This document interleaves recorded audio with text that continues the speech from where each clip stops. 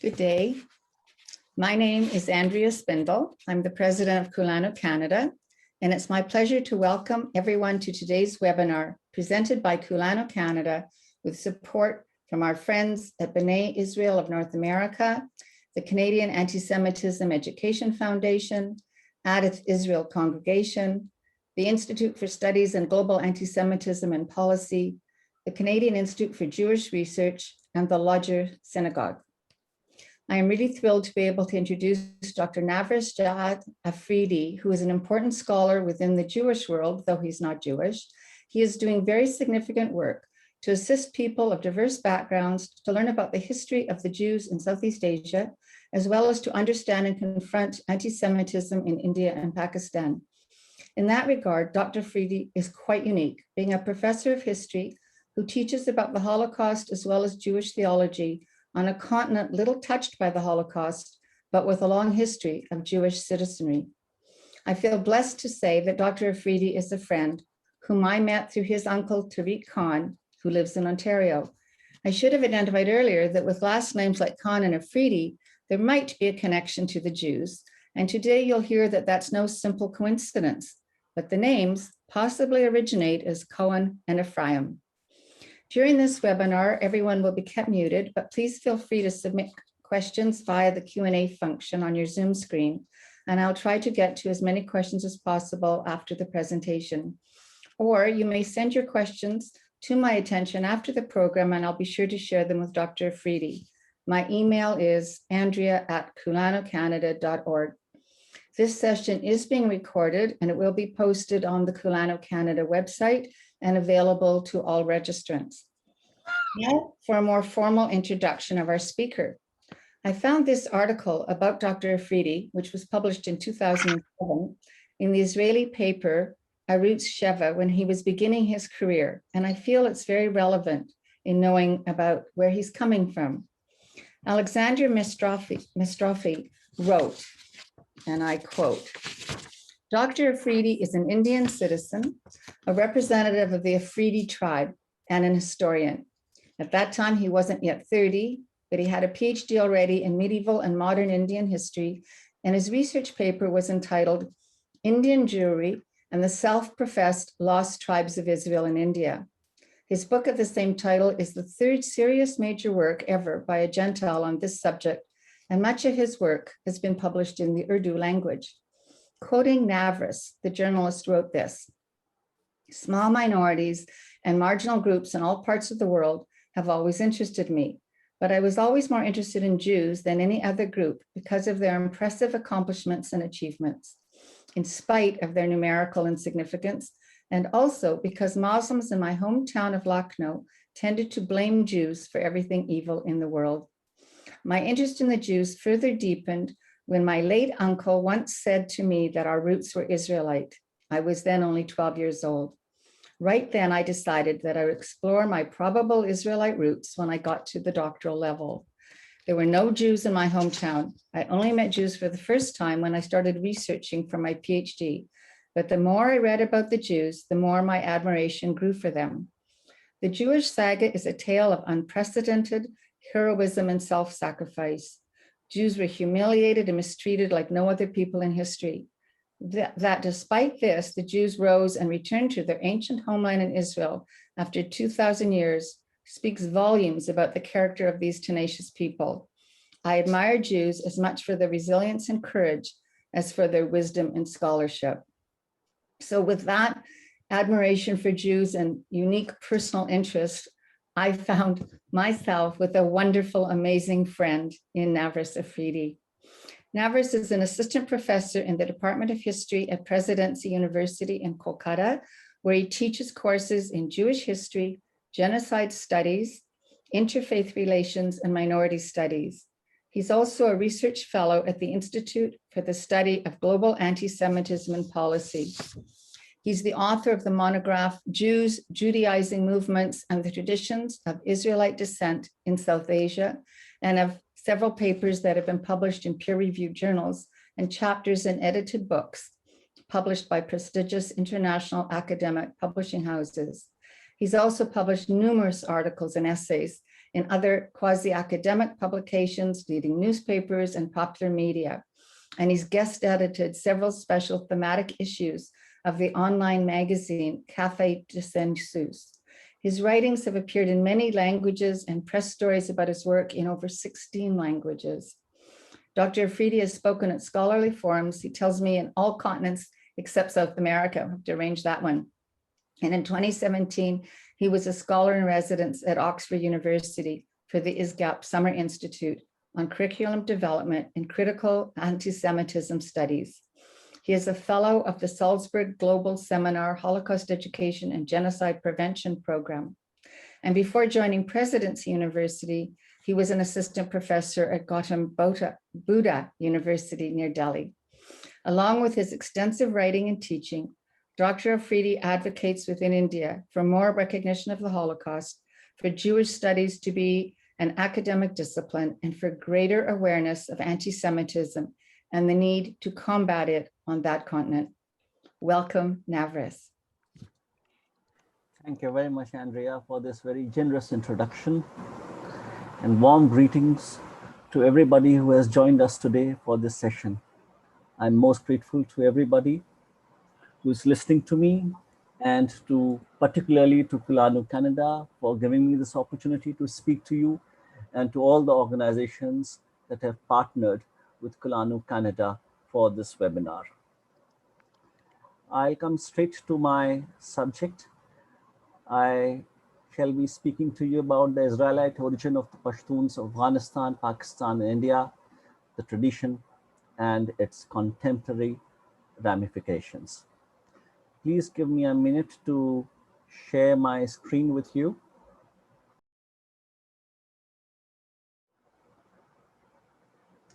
The world's total population is estimated to be 7 billion, and half of this population follows Abrahamic religions.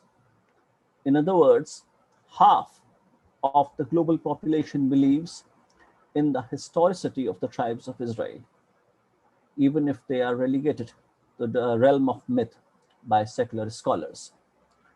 This map gives us an idea of the geographical spread of the Abrahamic religious communities, although their proportion in the world's total population is estimated to be around 54%, yet they control almost 80% of the territory. The scholars have largely evaluated the patriarchal narratives in Genesis and the Quran as a mixture of myth and legend. The standard view among scholars is that even if the patriarchs ever existed, they were not related to each other, but were independent tribal chieftains who were united in a genealogical pattern later in history. Even if the lost tribes of Israel ever existed, they assimilated into the general populations of the regions where they were settled. And it was just not possible to trace them now. However, this hasn't discouraged groups across the world claiming descent from the lost tribes of Israel, nor has it deterred several Jewish organizations from not only welcoming their claims, but also from trying to engage with such claimants and persuading them to settle in Israel. The number of those who are not recognized as Jews, but believe they are either Jews or descended from Jews, is currently estimated to be 15 million. This figure is equal to the global population of those recognized as Jews.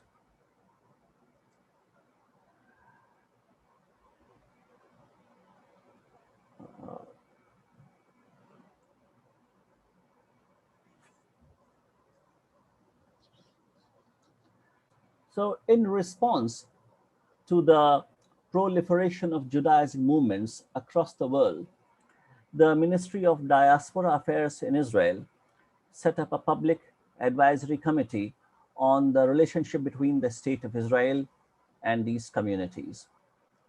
The committee observed in the report that it submitted on March 10, 2017, that the Israel Rabbinate Court receives 6,000 applications annually for Orthodox conversion to Judaism, and thousands of more such applications are received elsewhere across the world. Based on this, it assumes that 100,000 individuals seek to join the Jewish people every decade, and the trend is constantly growing. It is so in spite of the fact that Judaism is a non-proselytizing religion. The committee saw it as unprecedented strategic opportunity to bring populations with an affinity to the Jewish people closer. It considered it imperative that the diaspora ministry take steps to start tackling the subject in three vital areas: data collection and research, creating public awareness, and work vis-a-vis the communities being organized among these populations. The emergence of biblical archaeology in the Christian West was an attempt to confirm the scriptural verities. Discovery of new evidence in the 20th century revealed irreconcilable gaps between elements of the biblical narrative and the archaeological record. The most radical revisionists, as James Wald points out, have been the biblical minimalists from the Copenhagen and Sheffield schools.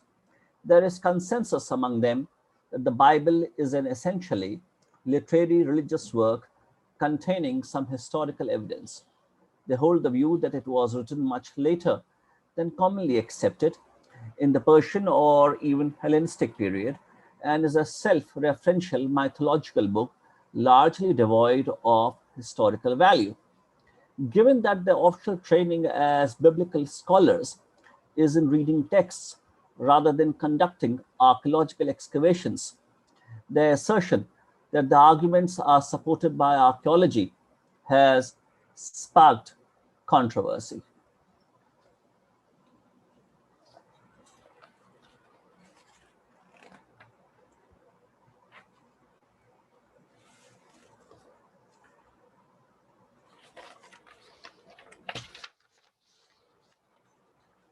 What has been seen as problematic with their method is that they not only reject the Bible as a source of historical insight, but also dismiss as merely speculative the abundance of material evidence that, in combination with robust explanatory models, is the essence of archaeological interpretation.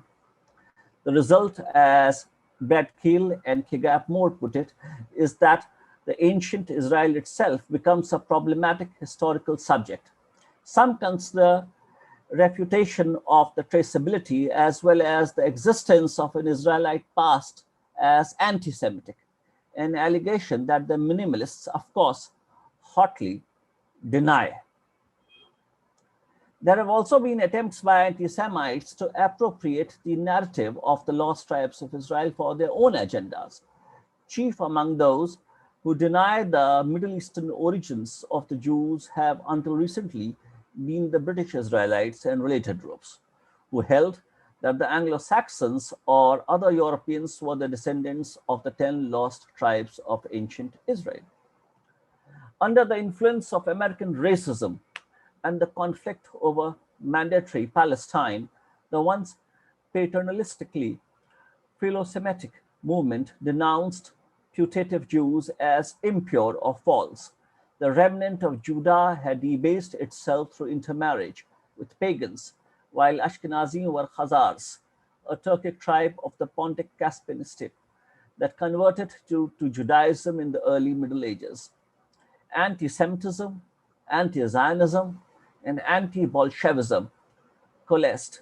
The thought that control of the Holy Land might pass from Britain to socialist Ashkenazi impostor Jews was anathema.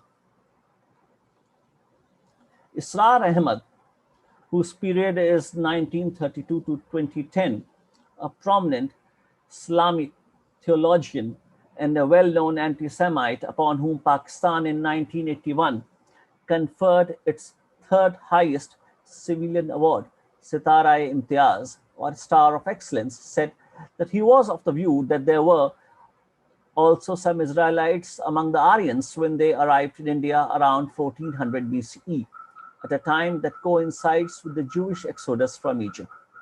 It seemed to him that some of the lost tribes of Israel joined the Aryans and went with them to India, and that the Brahmins of India were their descendants.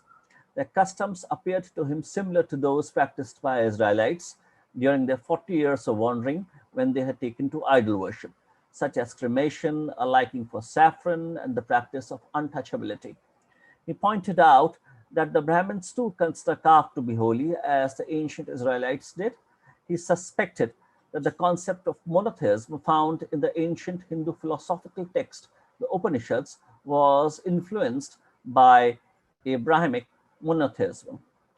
There is a long history of the anti Semitic attribution of Israelite or Jewish ancestry to Brahmins as a trope in opposition to them for their historical wrongs, such as the persecution of and the discrimination against non Brahmins, particularly those who do not fall within any of the four classes of Varnas, and the ill treatment at the hands of Brahmins as untouchables.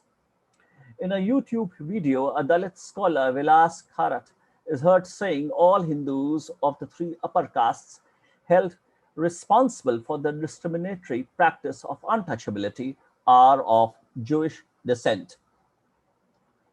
This is interesting, given how the Bene Ephraim, a Judaizing movement among the Madiga, a low caste of the Hindu Dalits, traditionally ill-treated as untouchables, claim that the Madiga have descended from lost Israelites.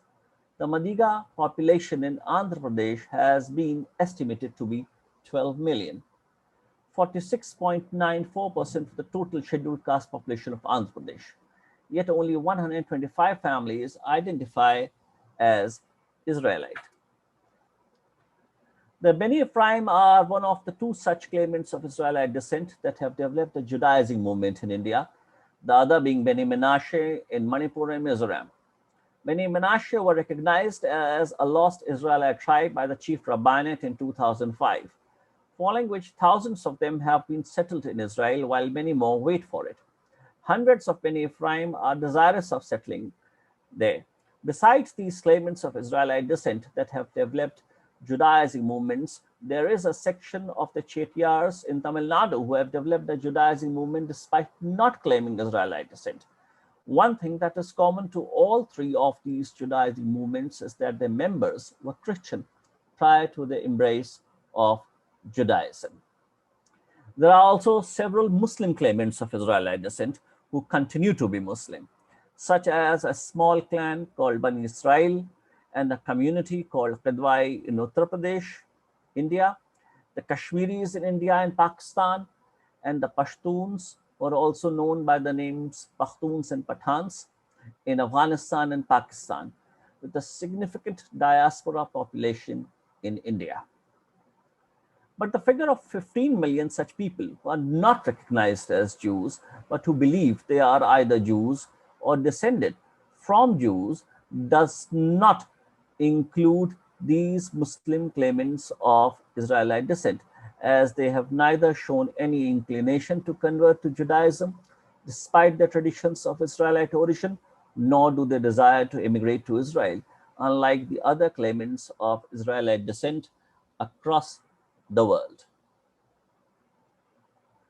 The Pashtuns, whose population is estimated to be around 50 million, stand out, considering the fact that they have been considered as the best contenders for the status of the lost tribes of Israel by eminent anthropologists based on a number of factors.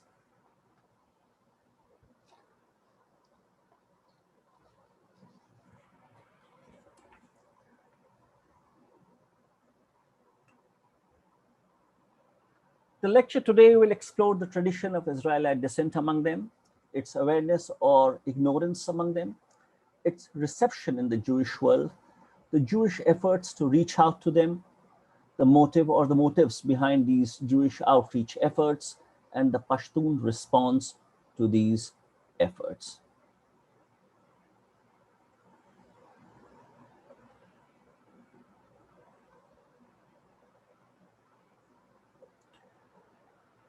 So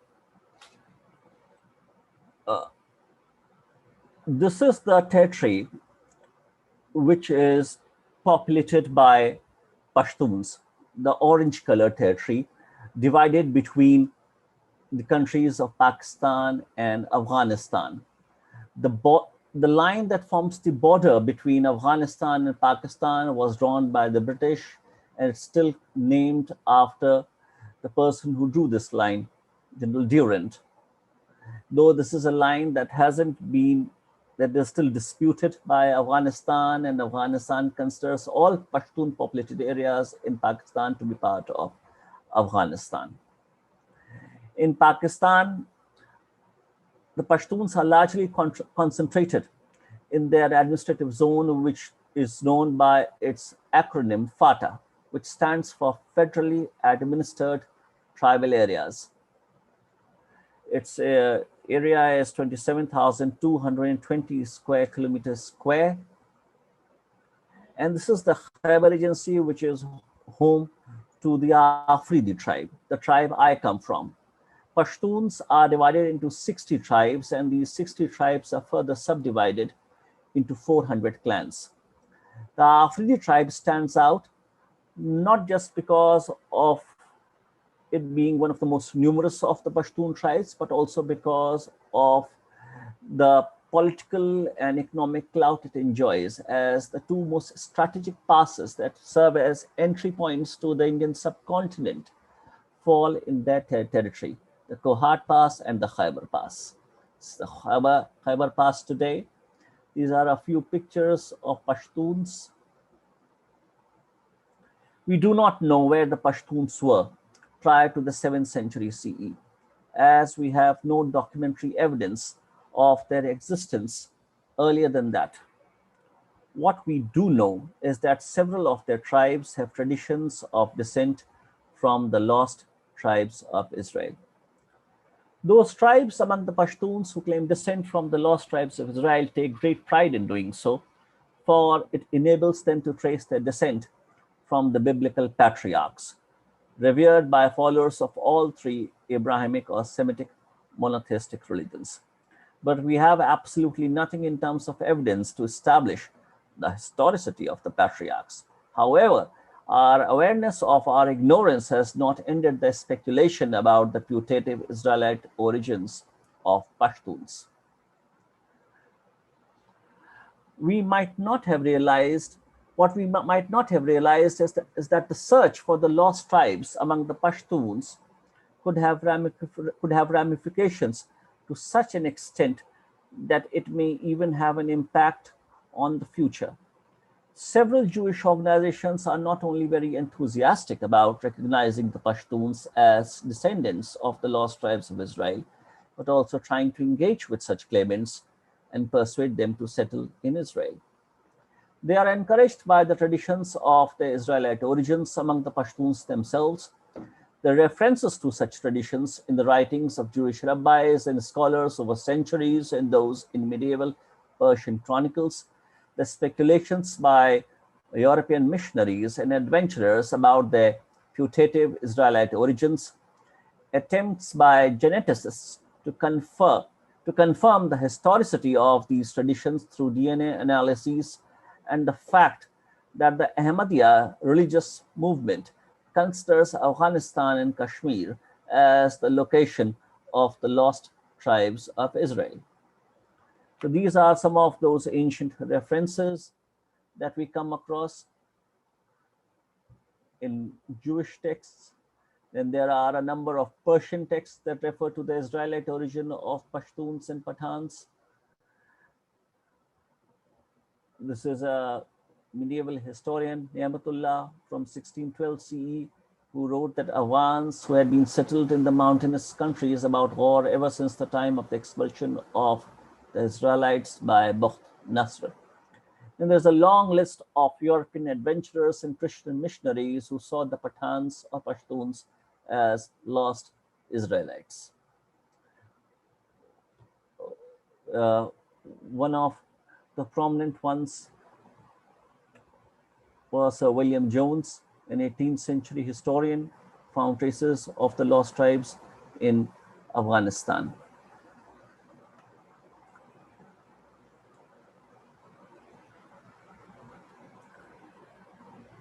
The Pashtun tradition of descent from a contemporary of Muhammad, Qais or Kish, believed to be 37th in descent from the biblical character Saul, Talut, finds mention in several medieval Persian or Farsi texts. Medieval Jewish scholars such as Sadia Gaon and Moses and Jacob ibn Ezra have mentioned the region where the modern state of Afghanistan exists today as the location of the lost tribes of Israel.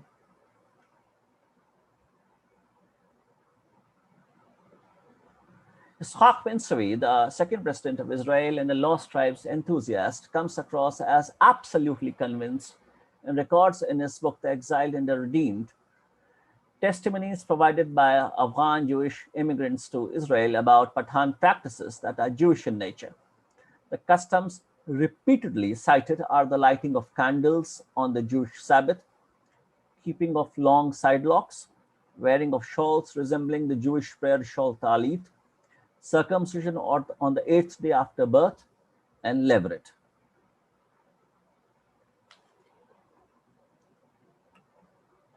Curator of a 1991 exhibition at Tel Aviv's Diaspora Museum on the myth of the 10 lost tribes, Shalwa Weil writes, even the Pathan students in exile at the University of New Delhi, the most violently anti-Zionist group that I had ever met, reluctantly agreed that they were Bani Israel. But this has nothing to do with the modern state of Israel. They hastened to inform me when I interviewed them in the 90s. She also writes, many Afghan and Western scholars who have investigated the subject from historical, anthropological, and philological points of view are convinced that the Pathans are of Israelite origin. Indeed, they appear to be the best candidates among the diverse groups claiming lost tribe status. The location is right, and the Pathans have shown exceptional tenacity in adhering to their story through the centuries. According to Olive Caro, the tradition of descent, who was the author of this book, The Pathans, the tradition of descent from the lost tribes of Israel among the Pashtuns emanates from the desire to distance themselves from their pre-Islamic polytheistic past, as it helps them to trace their genealogy from the supposed patriarchs and founders of monotheism, accepted by Jews, Christians, and Muslims alike. But if it is so, it leaves us wondering why this phenomenon has been peculiar to the Pashtuns among Muslims. Considering the absence of any substantial historical evidence to support the tradition of the Israelite descent of Pashtuns, all discussions on it are generally speculative in nature. Taking the lost tribes of Israel for a historical fact, a number of Christian missionaries and European adventurers have endeavored from time to time to prove the Israelite origin of Pashtuns. Messianic favor ignited in Israel by the victories of the Six-Day War in 1967 and the Greater Israel Movement led to the foundation of Amishav in 1975 and much later Shavi Israel in 2002. The belief that the return of the lost tribes of Israel to the land of Israel would expedite the coming of the promised Messiah has been the driving force behind the Jewish interest in tracing the remnants and descendants of the lost tribes of Israel. It is complemented by Christian interest in doing the same, fueled by their belief that it would pave the way for the second coming of Christ. A precondition for their immigration to Israel has been their conversion to Orthodox Judaism. The couple of attempts to prove the Pashtuns' Israelite origin through genetic study have not yielded any clear results and could not prove anything. It is speculated that it could be so because the DNA samples were obtained from the Aafreedi Pashtun diaspora in Maliabad, district Lucknow, India, and not from their native place in the Khyber Regency, Fatah, Pakistan. It is likely that the Aafreedi Pashtuns in Maliabad lost their distinguishing genetic features because of the intermarriages with the Pashtuns of the Ghilzai tribe there, one of the many tribes of Turkish origin among them, with no tradition of Israelite origin. This is the location of Aafreedi Pashtuns in India. This is the state of Uttar Pradesh, which is the most populous state in India with a population exceeding 200 million. And there is no country in Europe, North America, South America, Africa, and Australia, in the Australian continent, with population more than that of Uttar Pradesh. And the Aafreedi, there are two major Aafreedi settlements here in the state of Uttar Pradesh. One is in district Farrukhabad, and the other is in district Lucknow. So this is the location of Malihabad in district Lucknow, where I have my ancestral roots. So here we can see Dr. Eyal Berry from Arial University shaking hands with the eldest Aafreedi Pashtun in Malihabad. In the other slide, we see Dr. Kenneth Robbins and Mrs. Joyce Robbins with an Aafreedi elder right in the middle. Then the scholarly interest in tracing the putative Israelite roots of Aafreedi Pashtuns in Malihabad soon attracted Israeli tour operators to the place to explore avenues and possibilities of adding this place to their Jewish interest tour circuits.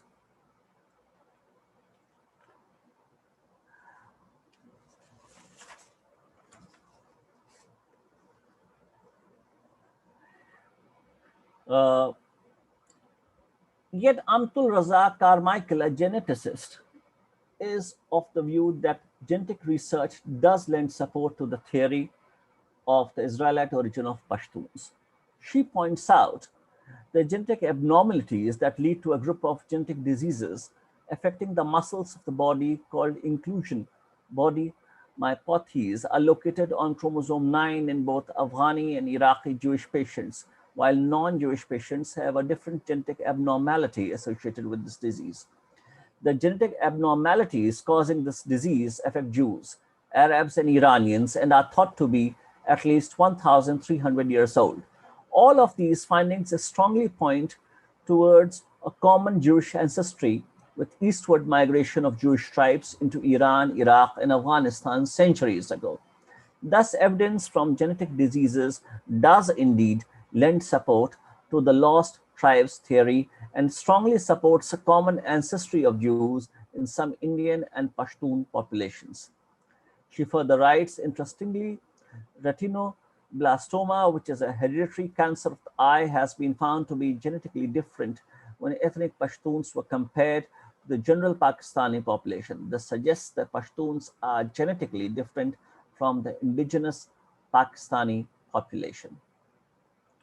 It was with the alleged aim of studying and discussing the Pashtun tradition of the Israelite origin that the first ever convention on it was held in Jaipur, Rajasthan in India from January 20 to 21, 2019 by the OHR Torah Stone Nitchei Israel Institute for the Research of Jewish Communities, led by Rabbi Eliyahu Birnbaum.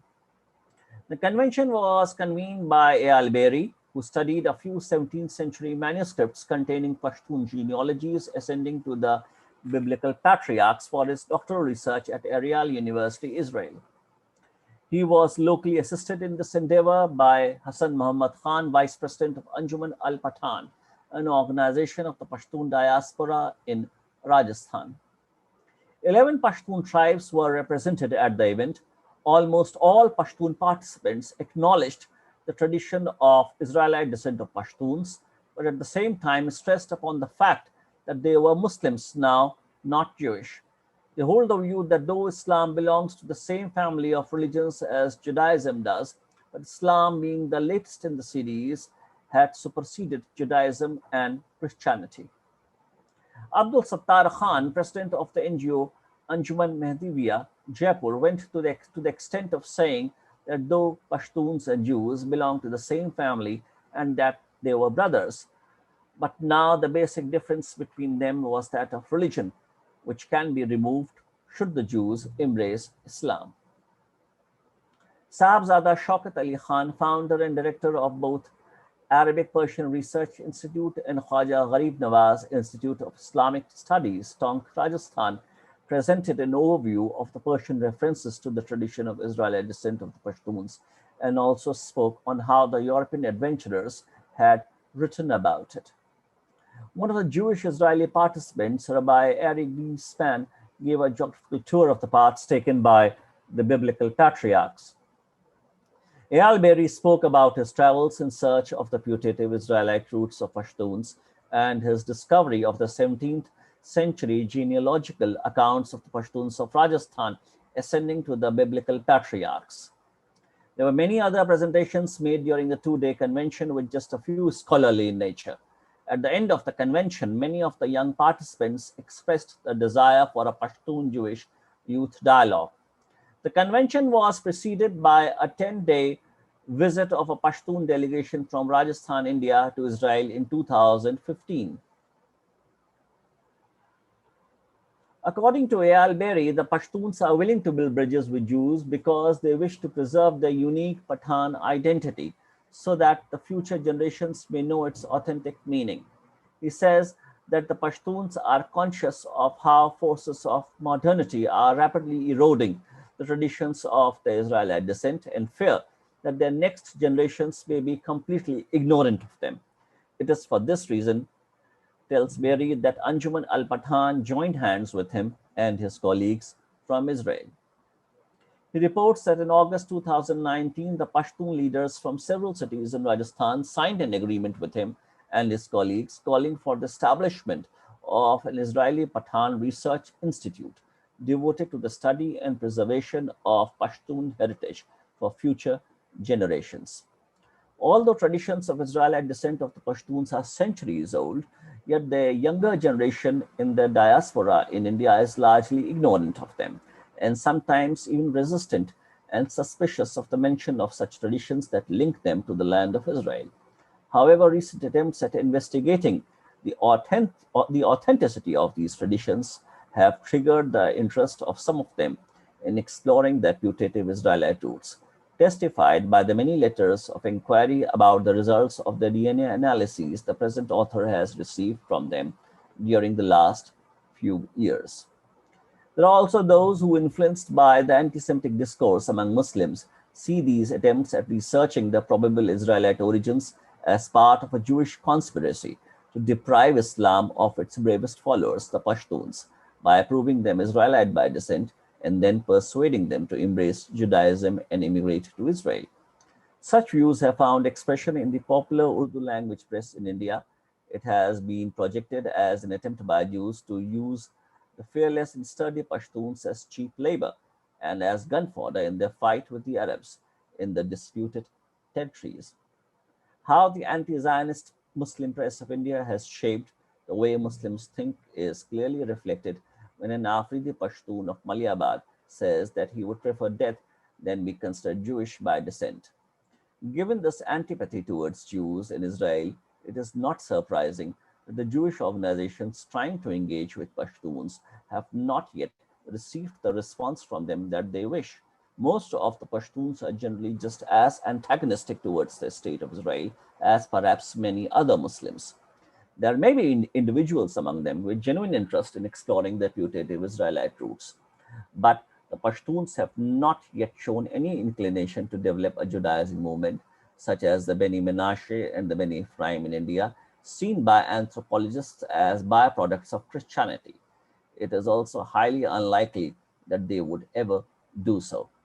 The polemics in their scriptures, Islamist discourse, and the anti-Semitic and anti-Zionist discourse in the Muslim press shape their perceptions of Jews, Israel, and Zionists. None of the four Muslim claimants of Israelite descent in South Asia has moved towards Judaism, in spite of their centuries-old traditions of Israelite origins, while the two Christian groups that did never had traditions of Israelite origin they could call old. The traditions of Israelite origins among the Muslim groups cannot be seen as byproducts of Christianity, as in the case of the Beni Menashe and the Beni Ephraim, both of whom were Christian before they developed Judaizing movements. The traditions among the Muslim groups cannot even be attributed to any Jewish influence, for there has never been any on them. We must remember that ethnicity is a social construct and not natural. It is constructed as individuals move among different spaces. Hence, the ways in which ethnicity is expressed constantly change. Such constructions are often implicit, but not always. It seems ethnicity slash identity slash home are deployed as a resource in response to specific circumstances sometimes. So these are a few pictures of Pashtuns on the following slides. It is with these pictures that I end my presentation.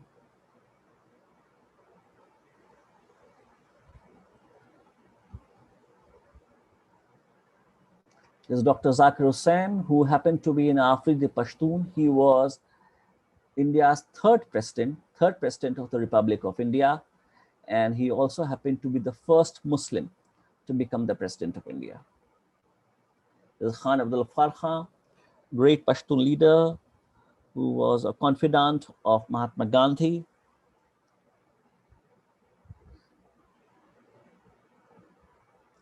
This is Rabbi Benbaum, with who also happens to be a judge in the court of the Chief Rabbinate of Israel, visiting a Pathan in Rajasthan, where he is looking at the genealogical accounts, centuries old genealogical accounts. Here is a picture in which I can be seen with Rabbi Eliyahu Evachail, who said we, as well as the Pathans themselves, have a very clear tradition that they, especially those of them who have the names of our tribes, belong to the 10 tribes of Israel. According to the book of Psalms, after Menashe, God will bring Ephraim to the land of Israel. So my dream is now to help the Aafreedi to come back to their roots, to come back after Menashe to Israel. Ephraim is more important. When Ephraim will be here, it will change a lot of things. Here is a picture in which Rabbi Eliyahu Evachail can be seen on a visit to Kashmir. Amishab also sent expeditions to Afghanistan and Pakistan. Members went on these expeditions on British passports. Of course, it wasn't possible to visit those places with Israeli passports. Have been constantly there have been efforts to bring together Pashtuns and Jews together in places such as America. Such events are regularly held by certain organizations. These are a few posters from such events. Thank you. I will be very happy to answer any questions that there might be. Thank you. That's fantastic. Can you just put down your slide? There we go. Okay. Sure. So a couple of questions right off the top of my head, Navras. First of all, thank you for that. That was delightful and very fulsome. So I have to ask, did you have DNA testing yourself? Yes, I did give my DNA sample when the samples were collected. There were 2 attempts to collect DNA samples. The first attempt was made by Tudor Parfit. He is an anthropologist, not a geneticist, but he collected mouth swabs of 50 paternally unrelated Aafreedi men. And those samples were then later analyzed by Dr. Neil Bradman and Dr. Mark Thomas at University College London. But what I know from an interview that Tudor Parfit gave to a journalist several years later is that the results of the tests were neutral. That is, they did not prove either way. Right. Okay. And this is what led me to speculate that perhaps it was so because the samples had been collected from the Pashtun diaspora in Maliabad, and because of the small numbers, it was just not possible for these Pashtuns to retain their racial purity, if there is such a thing There as is such a thing, right? racial purity or tribal purity. There were a lot of inter-tribal marriages. Right. And as I said, that Pashtun or Pathan, these are terms that are used interchangeably, though each has its own meaning. but I won't go into those details. These are umbrella terms for a conglomeration of warlike tribes, but these warlike tribes are not homogeneous in their origins. There are a number of Turkish tribes among them, and the tribes that have the origins in Turkestan of medieval ages, what is now the CIS states today, that is states that are in the north of the Oxus River, which in Farsi is called Amudarya. That is states like Uzbekistan, Tajikistan, Kyrgyzstan, Turkmenistan, these states. The tribes that have their roots there, they do not have traditions of Israelite descent. Only those tribes among the Pashtuns who are not of Turkish origin that have traditions of Israelite descent. I think the fact of common traditions would seem to me to be more meaningful than racial purity or whatever genetics, because we've always said Jews aren't a race. We're an ethno-religious community, and we come in all colors and shades. So it seems to me that if the cultures are the same, there was some kind of commingling with Israelites who we call Jews today. But I think that'd be similar among many African tribes that didn't even use the word Jew as well. Just as an aside, because you said you wouldn't get into the details, but just tell me, are the words Pathun, Pashtun, whatever the third one was, do they have different meanings or just different pronunciations of the same word? No, different meanings. Pashtun is a term that is used for Northern Highlanders. Pashtun is a term that's used for Southern Highlanders. Oh, okay. And Pashtuns and Pakhtuns generally do not refer to themselves as Pathans. Pathan is a term that is used to refer to them in the plains of the South Asian subcontinent. That is what they are called in the non-Pashtun or non-Pakhtun areas of India and Pakistan. Whenever they are outside of their native places, that is how they are referred to. Okay. So it wasn't inappropriate for me to list all the different words in the title. I wasn't sure at the time if that was appropriate. That was perfectly fine. In fact, you did the right thing, because Pathan has become a far more popular name for them than any of the names that they use for themselves, that is Pashtuns or Pakhtuns. But what is interesting is that those who live in the diaspora in India, they have embraced the term Pathan for themselves, and they hardly ever use the term Pashtun or Pakhtun for themselves, unlike those who are still in their native places. Okay, thank you for that.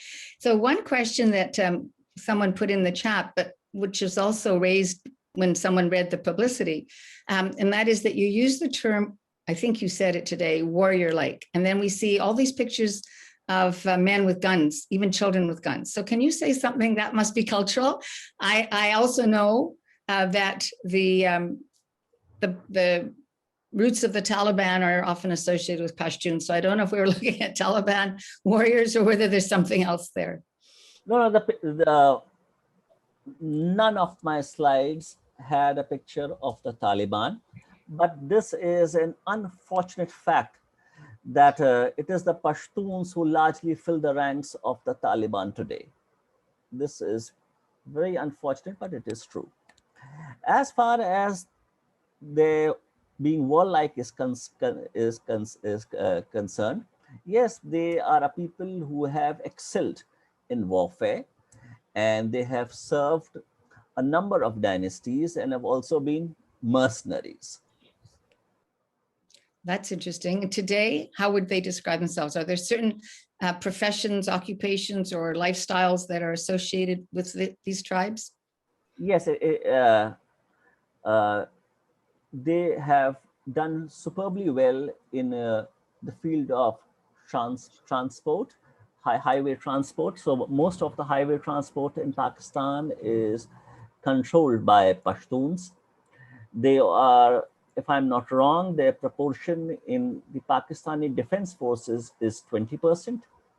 20% of Pakistani defense personnel are Pashtuns. They've also done well in athletics. Some of Pakistan's best sportsmen have been Pashtuns. Interesting. Can you say anything about the role of women in the culture, in the tribal group of the Pashtuns? They do not have a very good record when it comes to women. In fact, if anyone's interested in learning more about the status of women in Pashtun society, then one could read this autobiographical account by Tahmina Durrani, My Feudal Lord. Okay, well, someone did ask, so good. I'm not in a position to recommend any scholarly works on Pashtun women. But if one is interested to learn more about Pashtuns in general, then a modern scholar who has written a lot about Pashtuns is Akbar Ahmed, who currently holds the Ibn Khaldun Chair of Islamic Studies at the American University in Washington. Someone sent in a question last week when they saw the announcement about an autobiography, a book called A Fort of Nine Towers. Maybe you're familiar with it. The author's name is Qais, Qais, Akbar Omar. And in the book, he speaks of two boys who signed their name Aaron and Solomon, biblical names. So one of the things that struck me is there a common use of what we would call Hebrew or Hebraicized names within the culture? I don't think the use of biblical names should be seen as pointing towards any Israelite connection, because even the name Israel, with its Arabic pronunciation, Israel, is not a rarity among Muslims with no claim of Israelite descent. Because you see, biblical character, all biblical prophets are revered as prophets also by Muslims. Whosoever is a prophet to Jews is also a prophet to Muslims. Right. There isn't a single Jewish prophet who is not recognized as prophet by Muslims. Oh, I have to ask, what about the prophet Deborah? If you single out Deborah, then I don't know. I would not be in a position to answer. I'll have to check. Actually, I think she was maybe seen more as a judge. I'll have to check that one. Okay. Are you familiar with the film, The Quest for the Lost Tribes, that was made by Simcha Jacobovici, a Canadian? Yes, I've seen the documentary. And in it, he does speak to, I believe he speaks to people in Afghanistan who identify as Israelite. I don't remember. Were they also Pashtun? Yes, they were all Pashtuns. In that film, yes? Well, Pashtuns are 40% of Afghanistan's population, but with just 40%, with the proportion of Afghanistan's total population at only 40%, they are the largest ethnic group in Afghanistan. And before the modern nation state of Afghanistan came into existence, the term Afghan was also used as a synonym for Pashtuns. When you said Afghan, it was presumed that you were referring to Pashtuns.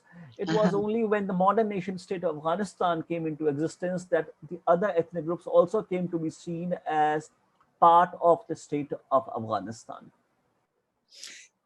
Thank you. You mentioned that there's very little interest among the Pashtun leadership and others that you've spoken to in rejoining the Jewish people or identifying further.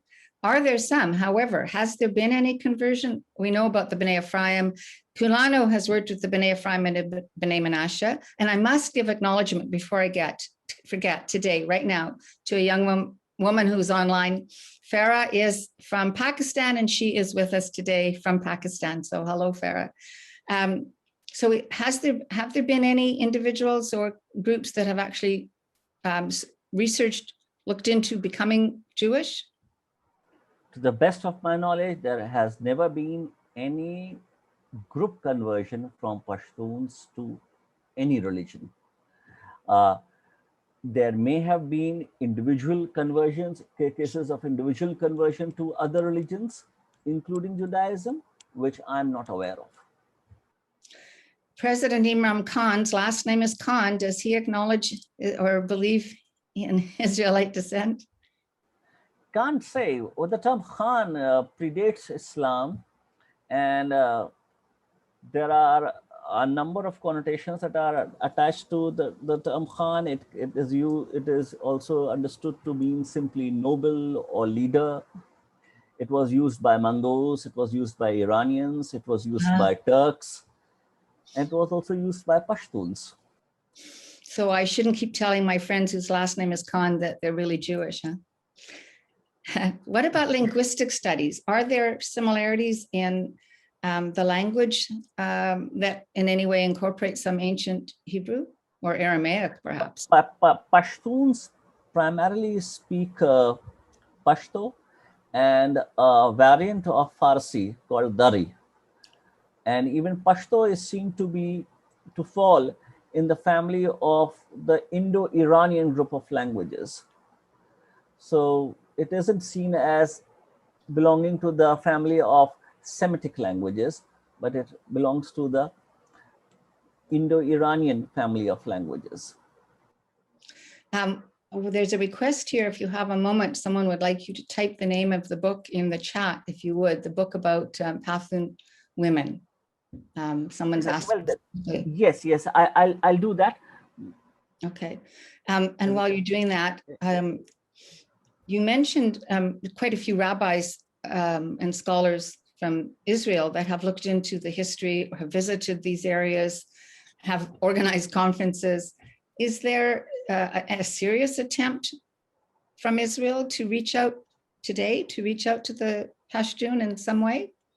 Or was that like a moment in time because of a research project? No. There are serious ongoing efforts to reach out to Pashtuns from Israel, but not at the government level.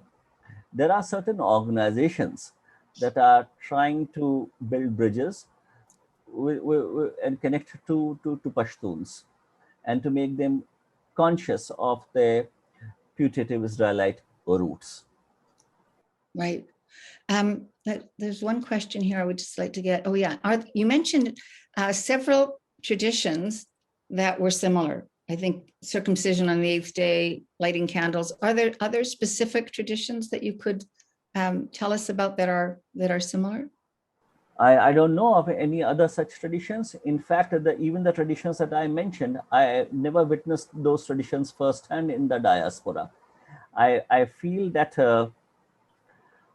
the Pashtuns in the diaspora are not a good sample for study of the putative Israelite origins of Pashtuns, because they acculturated to such an extent after settling in India that they almost lost all their tribal characteristics.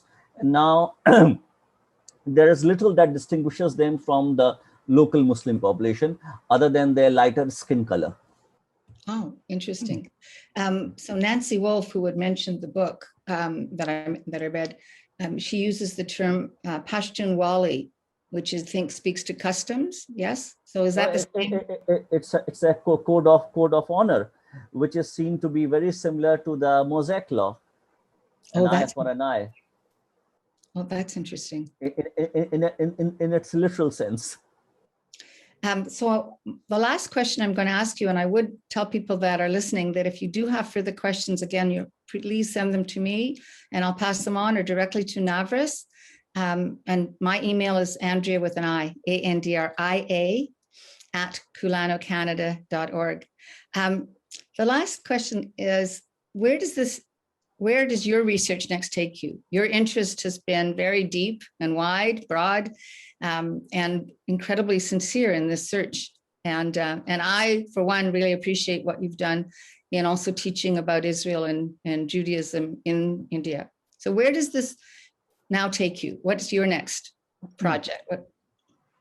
Well, what triggered my interest in Jewish history was, of course, the desire to trace my own ancestry. Conscious as I was of this tradition of Israelite descent in my own family. But as I studied with the passage of time, I became conscious of anti-Semitism. And that is what I am now most deeply interested in. I would very much like to do everything that can be done, that should be done, that hasn't been done as yet, but should be done to combat anti-Semitism. So that is what I'm devoting all my energies to now. Well, we certainly thank you for that. And on behalf of everybody today, I want to thank you so much, Navras. This has been great. And I look forward to being in touch in the future and wish you all the very best. And to everyone, stay well, take care, and thank you for joining us today. Bye for now. Thank you very much, Andrea. Thanks to everybody who listens to me so patiently. I'm most grateful. Once again, let me express my gratitude to Kulanu Canada that invited me to speak, and to all the organizations that partnered with Kulanu Canada. Thank Thanks you. to all of Bye. you. Bye for now. Bye-bye.